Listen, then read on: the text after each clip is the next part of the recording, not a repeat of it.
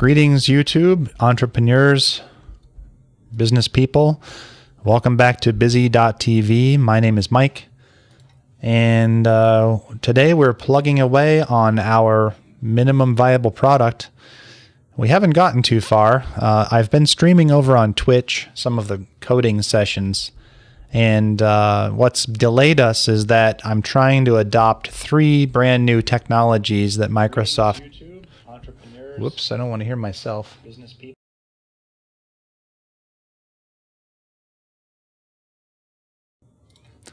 As I was saying, I've been streaming on Twitch and trying to adopt these new technologies from Microsoft, and a couple of them are good, but they're so new that they don't have a lot of support in the community, and even they don't have a lot of support from Microsoft internally. So, for example, I couldn't find a library that would let me talk to DB, which is the data layer from .NET Core.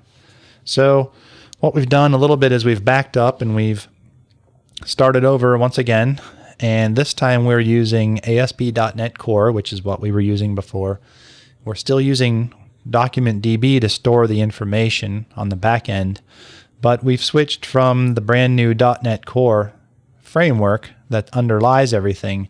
We've switched to the traditional .NET framework, which has much more support in the community for libraries that allow you to talk to other things. So we did get a basic implementation working, and I can run through it here if you haven't been following on Twitch. And I'll show you what we have, and then we'll continue working on that today. So what we have so far, if we look at our data store, which is DocumentDB running locally, we can look at that and see through the Data Explorer exactly what data we have in the database. Oh, apparently it zeroes out when we reboot. So at the moment we have nothing in the database. So let's run our code, and we'll create a record, and I'll show you where it goes. So let's stop this and we'll start over.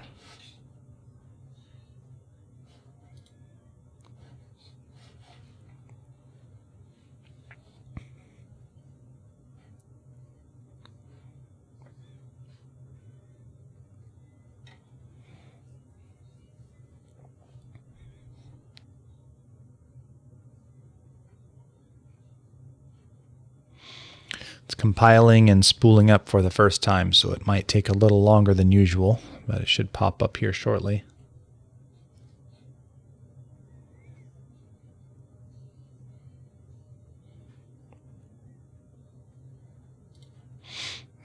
That's taking much longer than usual. Let's kill that. Kill this. We'll kill the web server here. We'll stop debugging, and let's see, everything's dead. Let's try again.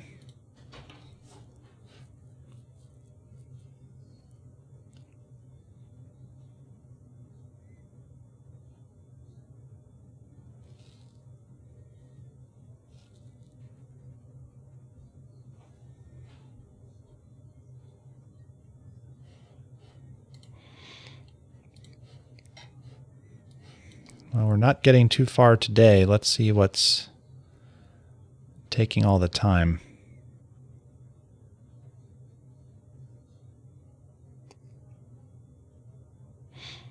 Platinum Hydra is running.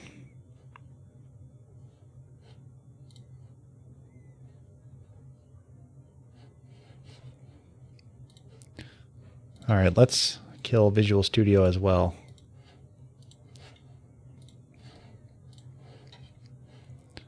See, OneNote, Tortoise, command prompt, that's okay. Let's restart Visual Studio. Let's reload our project.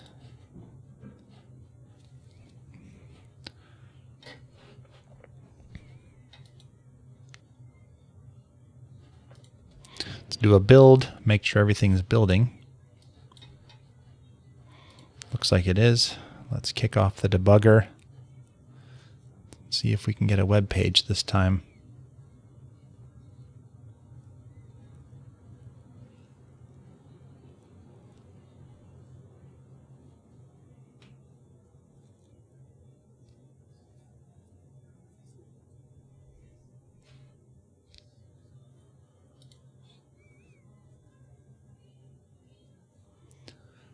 So this is always a curious part of software development. When something is working perfectly, you walk away from your computer for a day or two, and all of a sudden it's not working perfectly when it was before. So what's causing that to happen? I don't know. Let's see here. Let's kill this again. Let's kill this. Let's make a modification somewhere that forces it to recompile. Let's just do a rebuild all.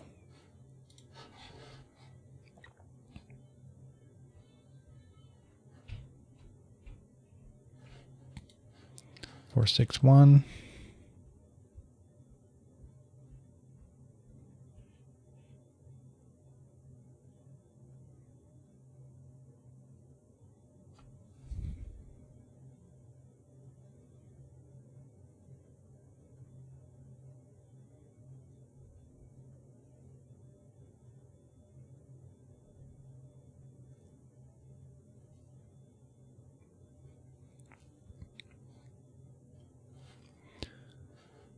Another thing we can do here is let's break the code and we'll see where it's stuck.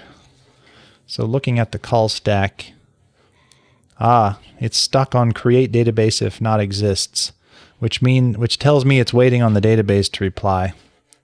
So let's go over here and kill the emulator.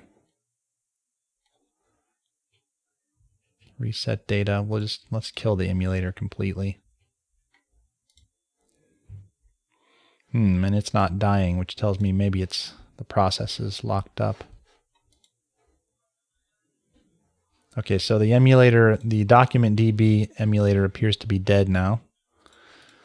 Let's kill this. Let's stop the debugger. So DocumentDB is stopped. Let's double check that it's stopped.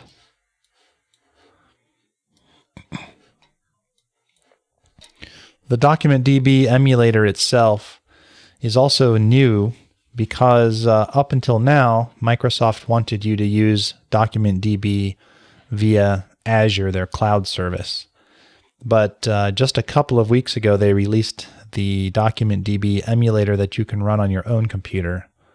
And so that's what we're using, and I'm guessing that because of how new it is, we're having a little bit of teething problems with it. So let's restart DocumentDB here.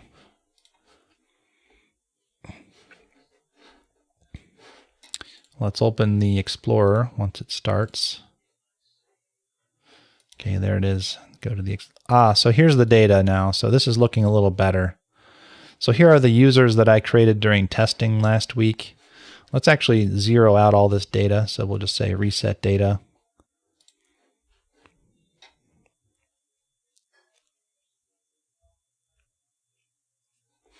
And now let's refresh the collections. Whoops, says it's shut down. Do we have to restart it? Now it's restarting, okay. And now it's started. So let's refresh the data here.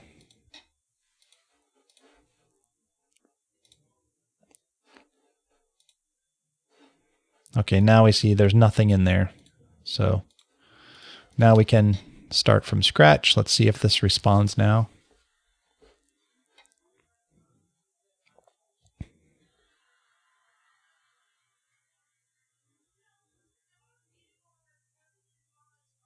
There we are. So now the database is responding. So now we can go to log in. And just to set the stage again, there's no information in the database. Well, now there should be, at least our collection is created and our tables are created. Or let's see, we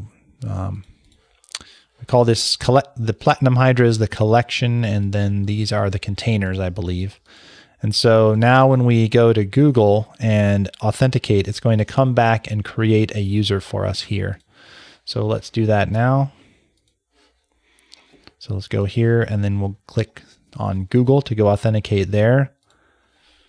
And then Google is, okay, so Google has authenticated us because it remembered us from last time, and it has directed us back to our own website.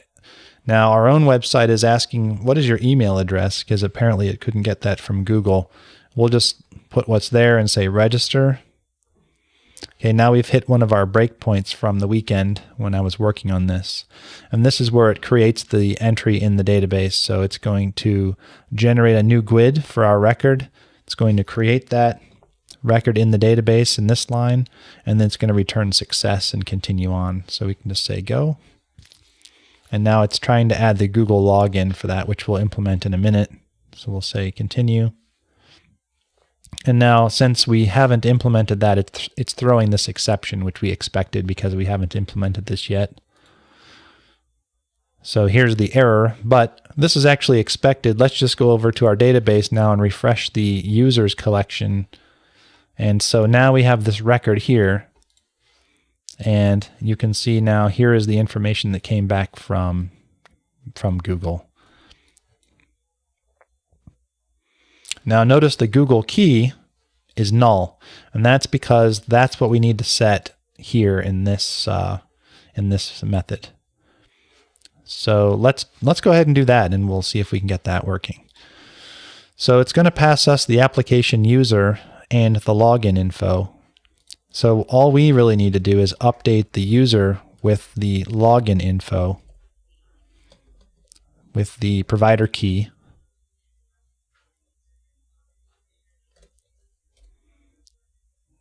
And let's add a little bit more of checking here, because the login is also, this contains the name of the service who authenticated us.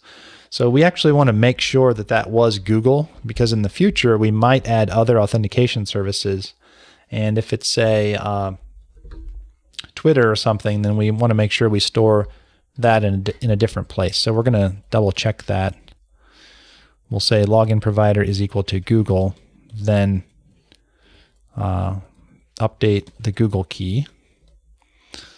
Else, we're going to throw an exception.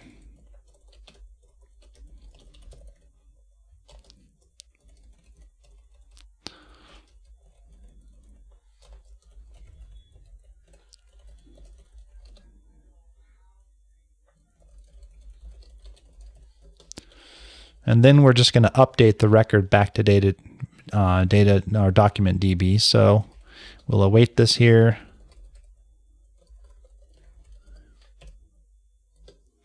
And we need to make this async.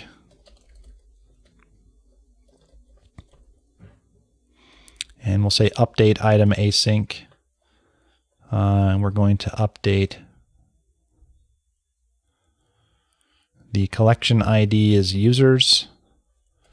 The document ID is user.id, and then the item is just user. So what was it expecting for this? A string? It is expecting a string. Okay. Let's actually change that to a GUID, because I want to use GUIDs for my IDs. So let's go into the document repository, and we'll change update item async to be a GUID here.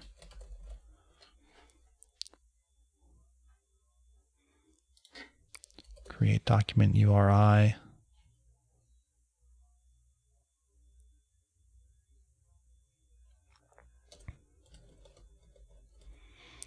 Okay, so the document URI is expecting this to be a string, so we need to convert that to a string here.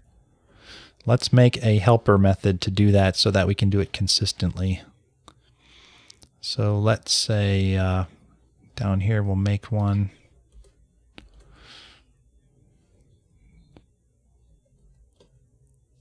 Whoops, wrong place. Here we go. And we'll call this static string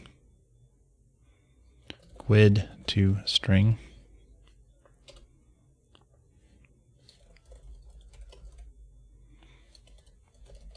So we're going to take in the GUID and convert it to a string. Let's call it convert ID. And we'll just return this to string. Now we need our format.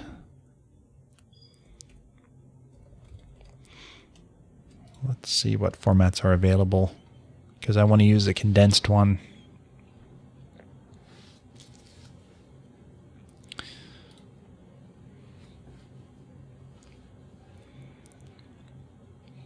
Let's do capital D as the format for that GUID.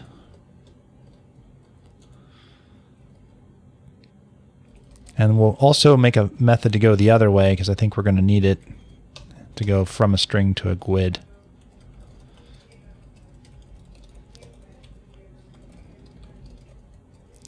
See if we can do a GUID try parse.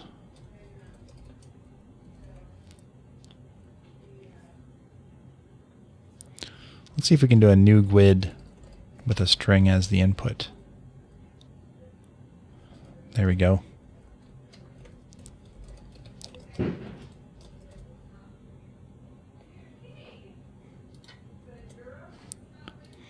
So going back up here now, we should be able to, this ID is a GUID. It wants it to be a string, so now we can just say convert ID, and we'll convert that to a string, and now it's happy.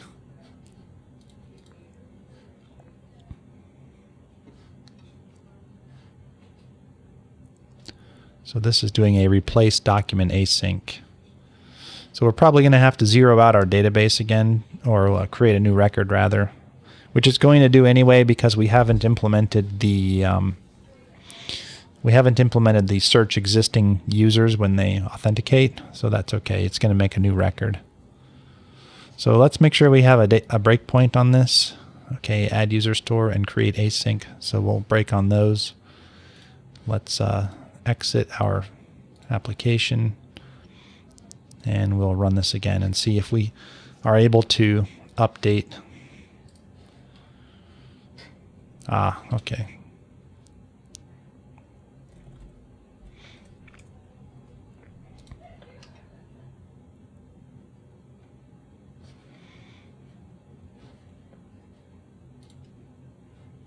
So it should break here just like it did last time, and then it's going to break here to add the login for Google. So let's run this again.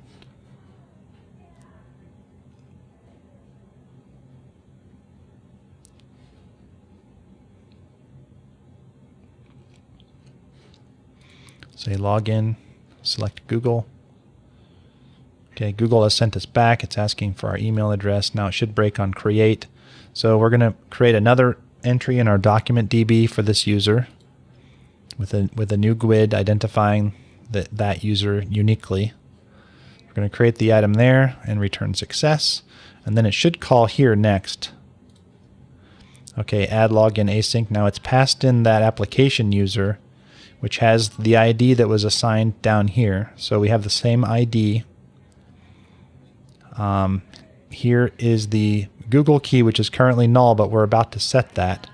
And look at the login information. It should say that it came from Google, and it should have the provider key here. So this is the way that Google is referring to our user, is by this giant number. So let's step through and make sure this logic works the way we expect. So first we're going to check to make sure the provider is indeed Google, and it is.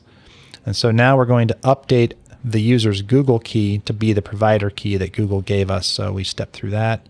So that's been updated. Now we need to push this to the database. But before we do that, I just want to show you what the record currently is in the database, and then we'll see it update. So in the DocumentDB emulator, we'll expand that and look at users. Here's the one it just made. So currently the Google key is null. I want to make sure that after I step over this next line, this gets updated to the key that Google gave us. So let's step through it. Okay, so now let's refresh this. And bad news, looks like it didn't update. Let's check this one. Oh, there we go. So clicking refresh doesn't actually refresh it. You have to click over here. But see, now the Google key has indeed updated, so that's great. So that means now we know that we can find this user the next time they authenticate. So we should probably implement that one next. So these two are good. Delete we don't really need right now. So find by ID, find by login. This is the one that we probably need. It's going to give us the provider key, and we need to find the login provider and the provider key, and we need to find that user from DocumentDB. So let's go here.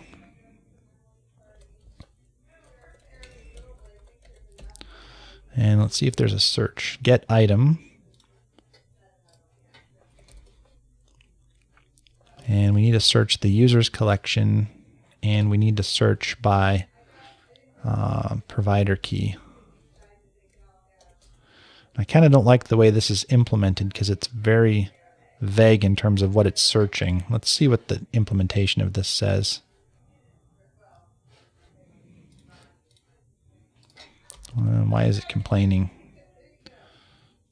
The ID is the provider collection ID and provider. Oh, it needs to know what kind of object we're going to return. It's going to be an application user object.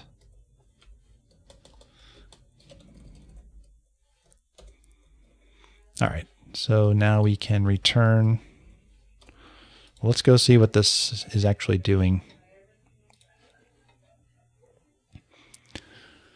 So it's going to get the document, and it's going to read the document.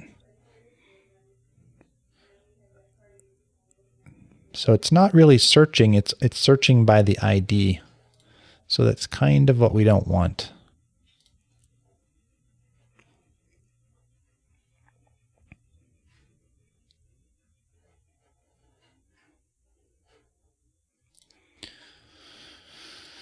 All right, so let's see here.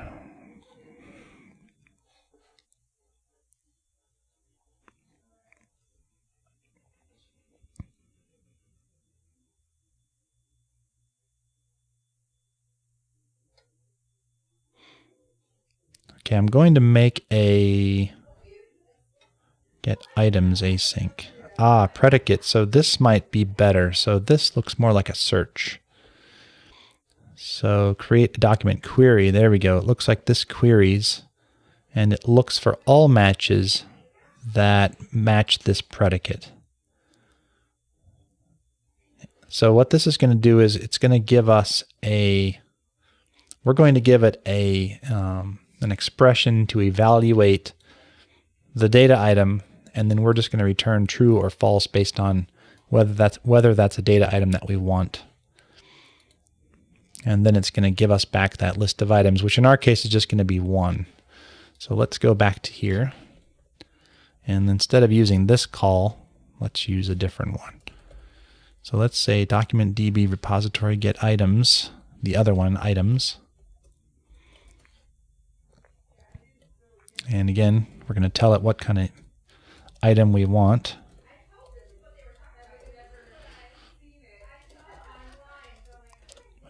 And now we need to make an expression that takes a application user and returns a predicate of whether it's the one we want or not. So in our case, this is going to be a dot Google key equals provider key.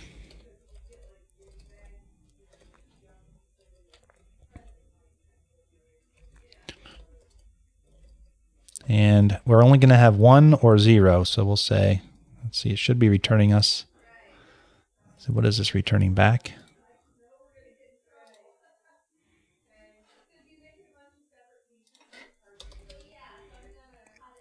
So it wants an expression, a link expression.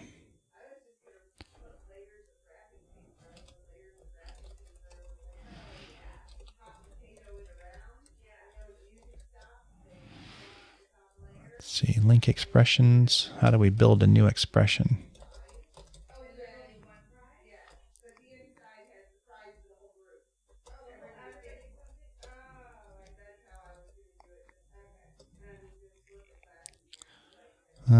Apparently let's see, how do we make an expression?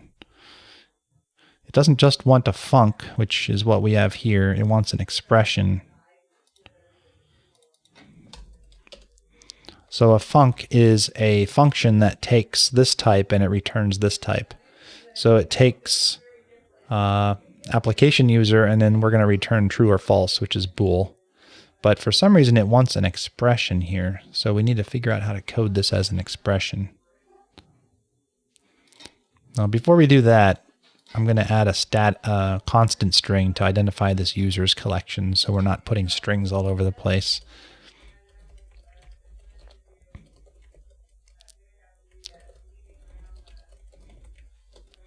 And then we'll just replace this.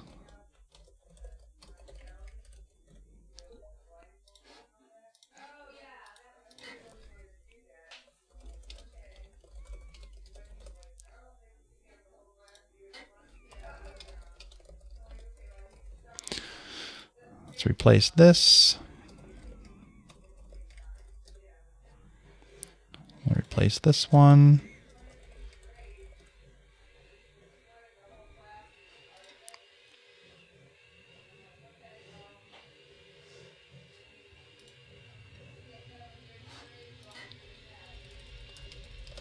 I hear some background noise. I'm going to go try to quiet that down. I'll be right back.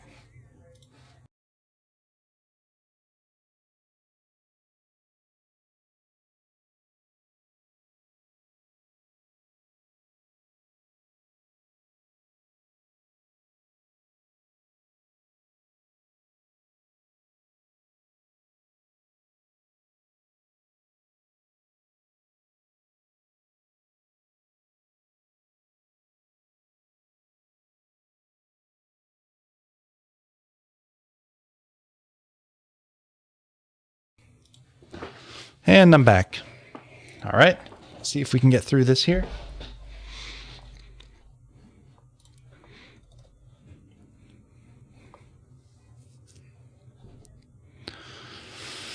So let's see how to make an expression. So a link expression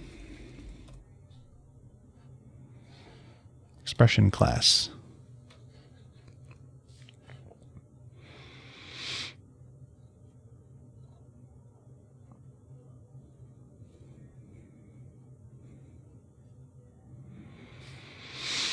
See, how do we make an expression from a lambda? Because what we have here is this is called a lambda function. This part here is a lambda. So let's see how do we make an expression?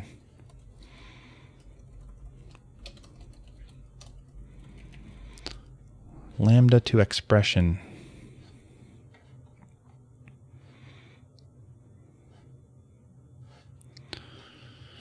So the expression is this thing.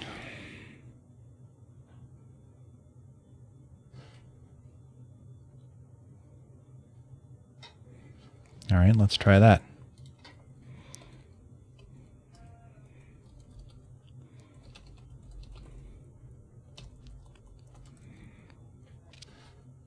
Did they use a new? Or they just declared it as an expression? That's pretty much what we have.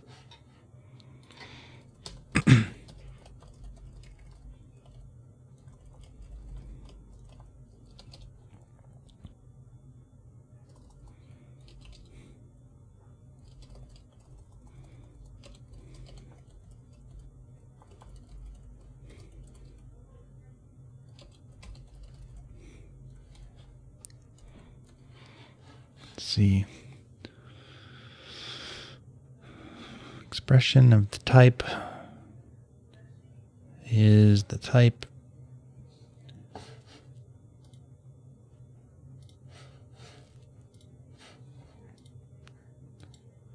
A into that. So why does it not like that as an expression? Let's see. And it's not telling us what the error is either.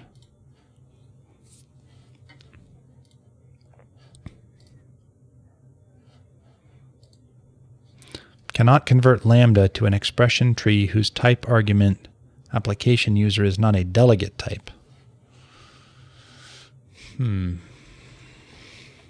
Evidently I'm missing something.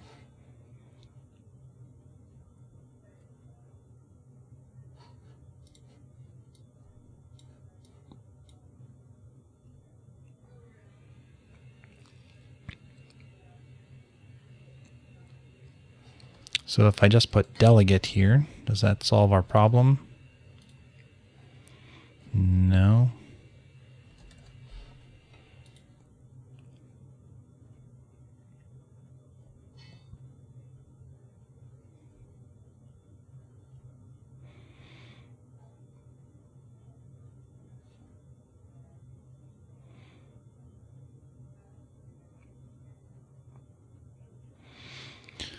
All right, rather than try to unravel it from the documentation, let's look at the demo code that comes with DocumentDB and see how they're using it.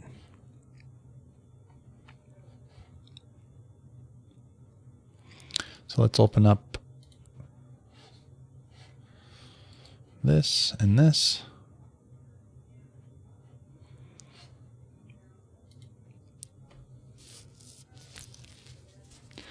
So let's look in here and let's see how they're referencing this get items async, and then we'll figure out what they're doing and copy it. So here's get item, here's get items. Let's see where they're referencing that. And they're referencing it here. And they seem to be doing exactly what I'm doing, D into and then lambda expression. So why is it not happy about what I'm doing?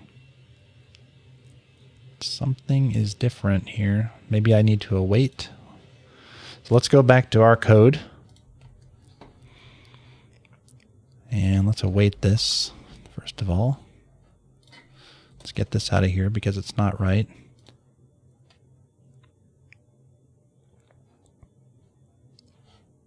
Let's make this async. Ah, now it's happy. Okay, now we just need to return something.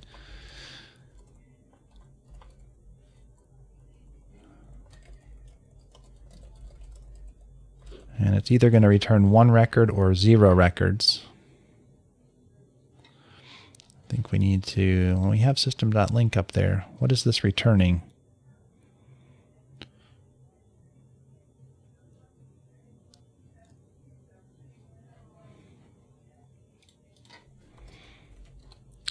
Matching users equals that.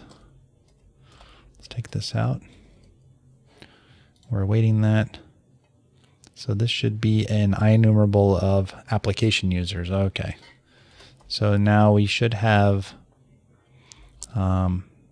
matching user equals matching users. And we're either going to have 1 or 0. So let's say single or default. All right, now we're finally getting somewhere. So actually we can just return that directly. And again, we want to check the login provider here.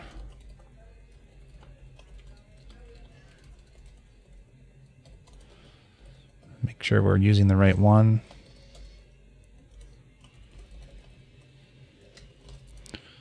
Let's see, we'll say here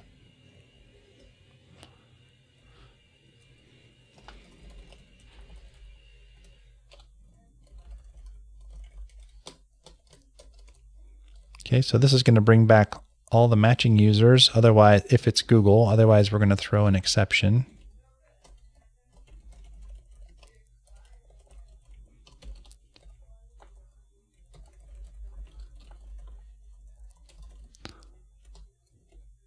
Okay, now I see another place where we really don't want to put strings.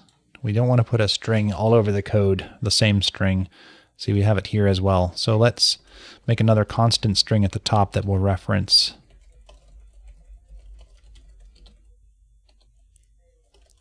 And we'll just put it up there and then we'll reference it here. Well, they call it a login provider, so let's call it a login provider as well, just to be consistent.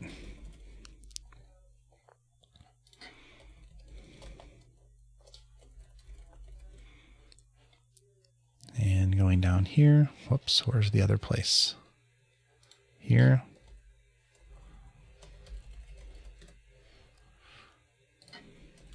We'll change our exception to be login provider as well. Okay, so now I think we have some code we can test. So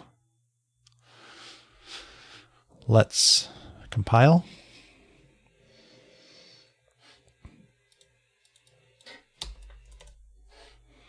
And let's make sure we've exited the other one.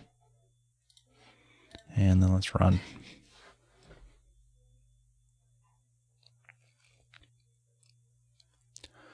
So previously we were just returning null every time from this method, meaning that we didn't find a matching user because we weren't even trying to find a matching user. This time, instead of just automatically returning null, we're going to run a query against our DocumentDB, and we're going to try to find the matching user and return that user instead of making the website create a new one every single time.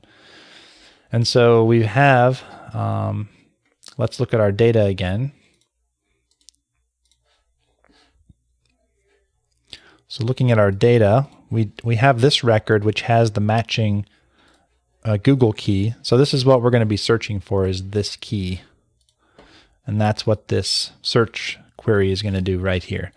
So we should break on this breakpoint just before we try to run that search. So let's go ahead and try to log in. We're going to say Google, which is going to go to Google and then come right back. But when it comes back, it's going to have that key, and that's what we're going to use to search. So let's say Google.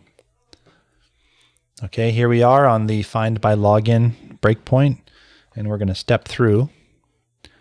And we're going to say, is this the Google login provider? Yes. Okay, so the matching users are then the ones that match this criteria. And we've come back, and let's see. We have one matching user back from the database. And if we drill in, we can see here it is. So now we're going to return that matching user back. And so now we should not call these ones up here, the create async and add login, because we already have the user. It's been created. We don't need to make it again. We'll just return it straight back. Now it's getting the user ID.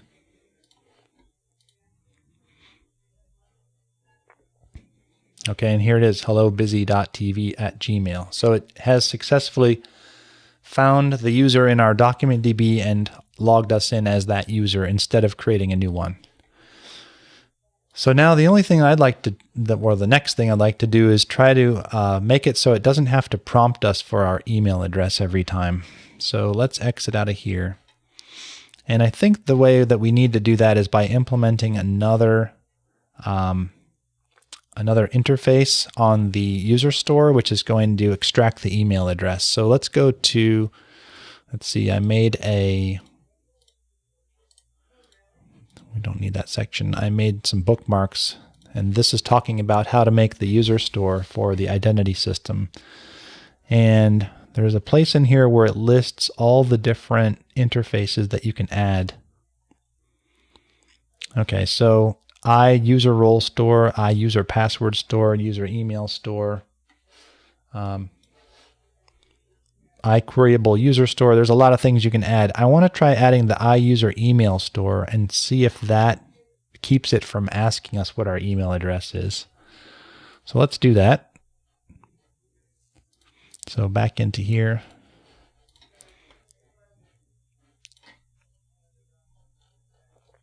Actually, let's make a change set so that we can keep where we are in case we need to backtrack. Okay, so we don't want, okay, we remove that. So we changed the manage controller, application user. These are the things we changed since we last made a change set. So let's just put in here added basic create and retrieve users from, let's say, to and from DocumentDB.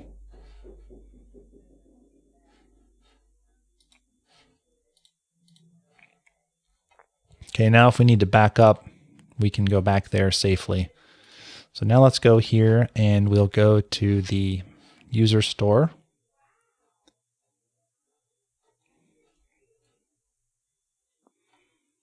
And we're in the wrong project. This is the to-do project. We'll go here to the DocumentDB user store, and let's implement that user email store. And now we have to implement that. All right, so what did it add? Find by email async. get email async. So this is one we need to add.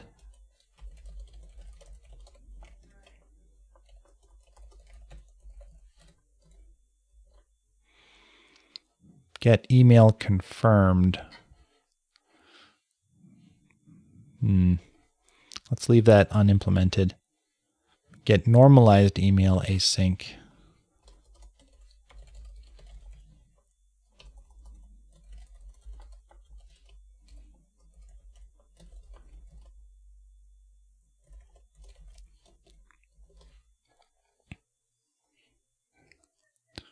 Set email confirmed async. I think that's if you send an email with a confirmation link in it that they click. I don't think we need to do that right now. Set normalized email. We need to add a field for the normalized email. So let's go into here and add a field for that. Whoops. And normalized email.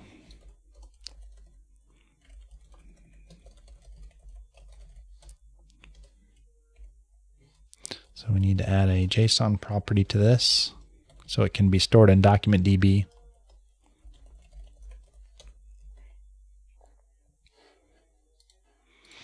And then let's go back here and we'll set those things. So set normalized email is here.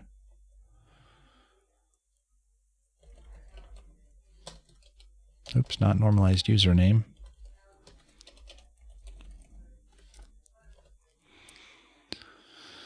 Update async. Okay, there should be set email. Here it is.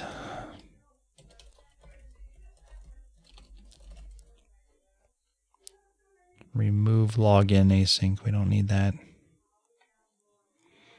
Get username. Okay.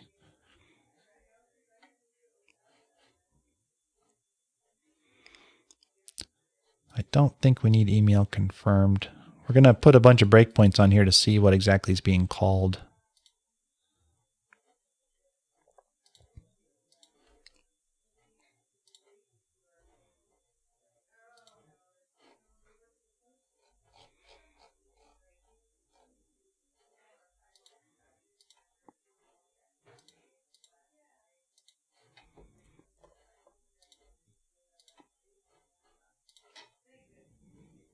All right, so let's compile this and see if it skips that extra step where it asks us for our email.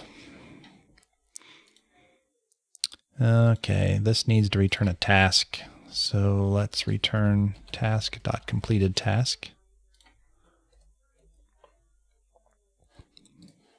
And this needs to return a task as well. So I don't really want to get into tasks today, because that's a long story, but it's part of the asynchronous programming approach, which gives you much better performance in your web server. Kind of a new topic that Microsoft added a few years ago. It's very powerful, but also a little bit complicated. So for now, I'm just going to do this and pretend that you know what that is. I mean, you can read about it if you want. There's a million videos you can watch about asynchronous programming in C#. So I'm not going to try to explain this one right now. We might do that at some point in the future, but just not right now. So now what I want to do is I'm going to go back to this where it was looking for the existing user. Let's see, I think that was called find by login. I'm actually going to change this to just return null every time and pretend like it's a new user, because I'm trying to test to see if it prompts me for my email address. So I'm going to pretend like I don't exist every single time. And the easiest way, one way we could do this is by clearing the database every single time and just wiping out our user account. But this is quicker. I can just return null and fool the code into thinking that we're not in the database. So let's try that. We'll obviously take this back out when we're done with this exercise. All right, so let's kill IE, or let's kill Edge and start again.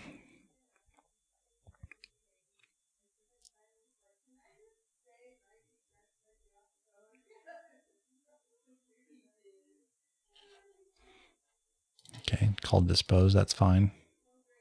All right, so we'll log in as Google. Now we're going to call a breakpoint right away. So it's calling that find login async. We're just going to return null and make it think that we don't exist. Yeah, so now it's called this register command again, or register page, association form, associate your Google account. I wanted to extract this automatically from Google. I don't want to be prompted for it. So apparently user email store was not the one we needed to implement. Let's see what else there is. And this, I might just skip this if it looks like it's going to take too long.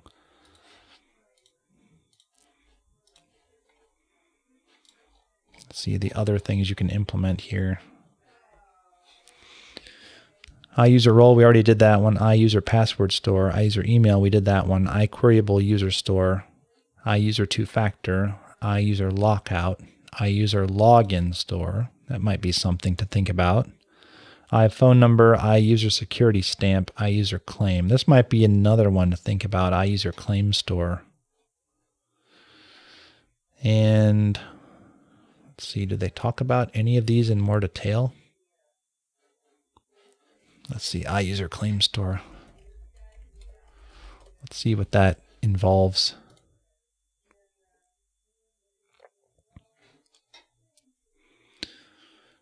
Add claim.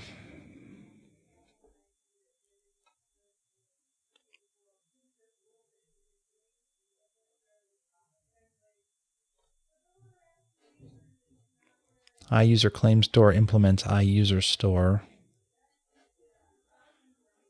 I don't think that's it. Let's check one of the other ones. iUser login store. Let's see what that is.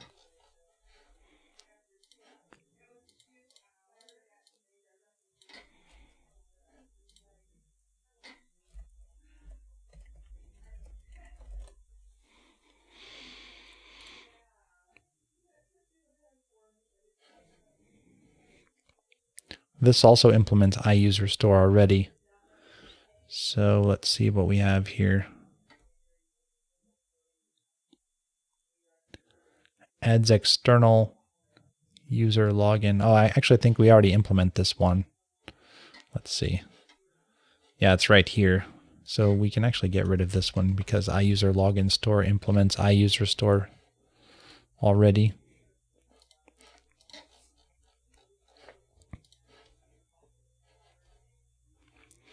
Okay, what are the other ones here? User role store, password, iUser password, iUser email store. Let's read about that.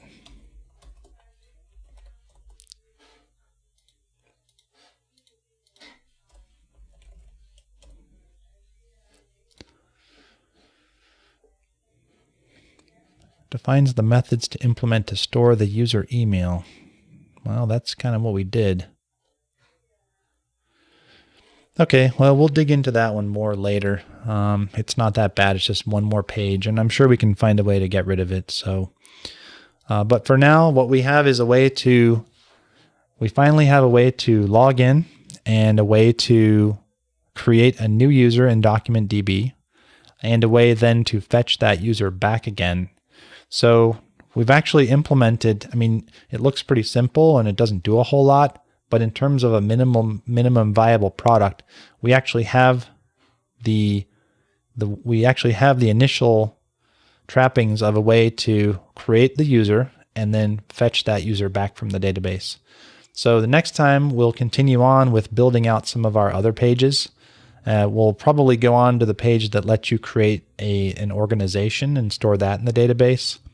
And then we'll continue moving through the other pages rather than get caught up in. And that's actually one of the reasons we've taken so long to get to this point, is because we got caught up trying to get those technologies to work. So me being a software developer, one of the things that I get excited about is digging into these technologies and figuring out how they work and making them do cool things, especially new, bright, shiny new technologies that I've never used before. That's stuff that gets me excited. But thinking as a businessman, that's the stuff also that chews up a whole lot of time. And when you're working toward a minimum viable product, you really have to balance the time you spend playing with those things and the time you spend actually getting your product out the door. You don't want to become distracted. So what we're going to do is, instead of diving into this even further, we're just going to say this is good enough. We're going to move on to the next step and try to get the rest of our product implemented so that we can go back to the customer and show her what we have and see if it's going to solve her problem. So that's all I have for today. If you like what you see, don't forget to like the video, subscribe to our YouTube channel. We've also added a Twitch channel for longer coding sessions on evenings and weekends if you want to see all the nitty-gritty details of the code. We're gonna do some coding sessions here on YouTube, but we're gonna also do more of the business streams on YouTube, and the longer coding sessions will be moved over to Twitch. We will post the videos here on YouTube after the fact, but they'll be live on Twitch if you want to follow along live. So like the video, subscribe to either our YouTube or Twitch streams, and also visit us on Patreon and become a patron of the channel if you want to support us monetarily. And other than that, I'll see you next time. Thanks a lot.